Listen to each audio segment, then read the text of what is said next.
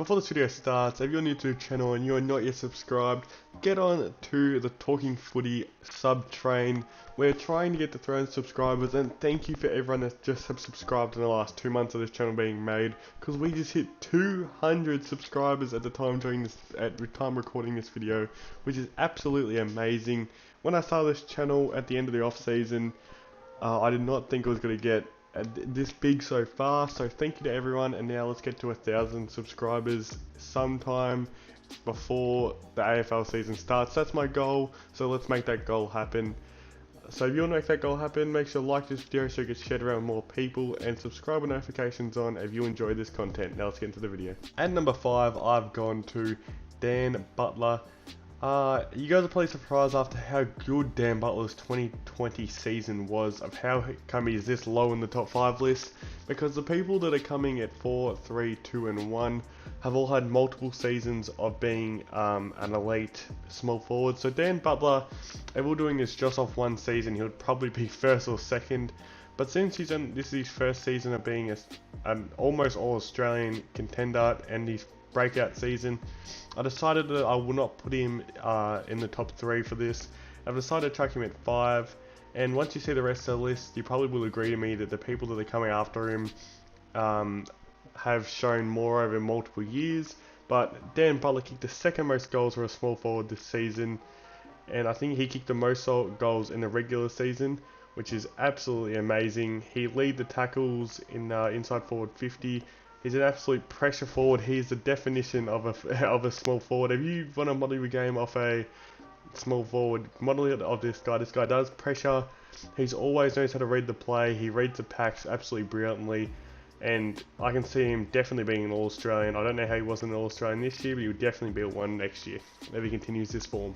Next up is Tom Papley. This guy has some people just his first season. He's finally got noticed, but his 2019 was almost better than his 2020, but this year's when he got his recognition, and he is an absolute star.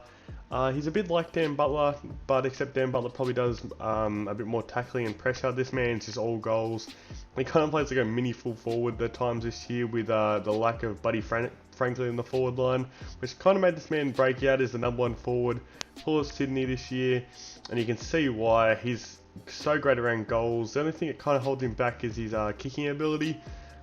His kicking sometimes does hold him back, but his set shot is very nice. I think he kicked way more points than he did goals, so I reckon he would be higher up this list if he learned how to kick straight. But everyone has their off year, and I can see him setting up his straight kicking sticks. He had games where at the start of the year where he was almost single-handedly winning their team's games. I think he had 2 games this year where he kicked 5 goals, which is absolutely ridiculous for a small forward. So yeah, I've got him at 4.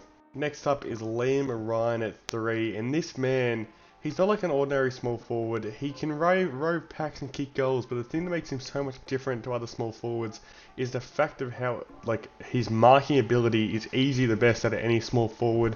His ability to go into a huge pack and take the mark. Everyone knows that he won 2019 Mark of the Year, which was absolutely ridiculous over Max Gawn, that's 6'11" or 6'10" or something. So this man can jump through the clouds pretty much. But not just that, his speed is so great, which puts him in great positions to kick goals. He ended up kicking, I think, the 3rd most goals for a small forward this year, and he did get the All-Australian nod this year over Dan Butler and Tom Papley, which made me put him higher, because he has an All-Australian blazer unlike the other 2. So he's another. He kind of had a breakout year because this is more consistent. He's done things like he did this year, but just in games. But this year kind of was way more consistent than he has been other years, and it showed when he got the All-Australian blazer. Next up is a man that does play kind of like Liam Ryan and Tom Papley combined. He's very, very fast. I reckon he's probably one of the fastest players in the AFL. But in 2019, he did play the mini small forward role, where he kind of played like a Jordan De Goey did in 2018, where he just came out of the square. But this year, that held him back from being the #1 small forward in the league was the fact that he got injured this year. And when he came back from his injury, he did not look like the same player. But he did turn on later in the year, and in the finals is when he really showed. But this man is just an absolute star. I think he's had either one or two All-Australians in his time so far, which is really good. I can see many more because he still is a very young player. This most people don't know, and he could easily lead this Brisbane Lions team to a flag. At number 1, we have Toby Green. This bloke has won a Best and Fairest in 2012. Not many people knew that. He was a Best and Fairest winner. I'm pretty sure he's won another one in recent times, and he has been an absolute X factor for this GWS team. There's a huge reason why they made to a grand final, and how come they were made. I think they made like 2 or 3 prelims in the span from like 2016 to 2019. Sadly, that Toby Green did get injured for most of this year, and he's one of the most hated players in the AFL. So if you look at this list right now, and you're about to write your little hate comment in the, like, no one likes Toby Green. You might not like Toby Green, but you cannot deny that this man is an absolute gun. And if he was on your team, you would absolutely love him because of how good he is, his goal sense around goals. And I think he kicked 2 bags of 4 this year. Against Collingwood and Richmond, which are two of the best teams last year, and he kicked that like that. And he can mark the footy. He plays midfield a little bit. Like I think in that 2019 year, he did play a lot of midfield for the first time in his career because of the lack of how many injuries that GWS team. And somehow their best year ever in their history was the year that they got the most injuries, which forced Toby Green to go into the midfield.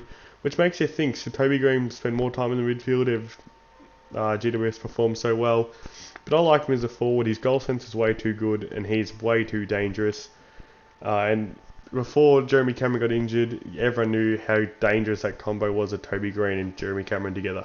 Yeah, so that's my top 5, guys, but I want to know your top 5. So go down below and comment down your top 5 small forwards, and I'll be doing this for like key forwards, key defenders, midfielders, and all stuff like that. So if you like this series and I'm about to start, make sure to go down below, hit that like button, and comment down below what I could do different to this series. Subscribe with notifications on, and thank you so much for 200 subscribers.